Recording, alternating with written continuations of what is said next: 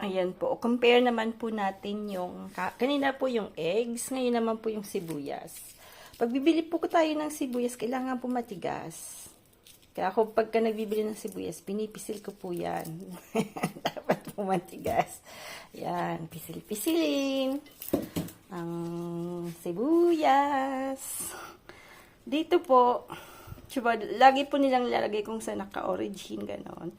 Tapos, yan. Kasi may pula. Ang dami pong variety niyan. Ito pong nabili kong ito po. €1.80. Mas mura pa siya dito sa France. Sa atin kasi po, parang, nung bumili ako, parang magto 200, minsan ganon. So, parang ito, parang 100 lang. Kulang-kulang na 100 yung isa, yung 2 kilo. Kasi ano po, so 2 kilo po siya eh. Yan. 100 lang yung 2 kilos.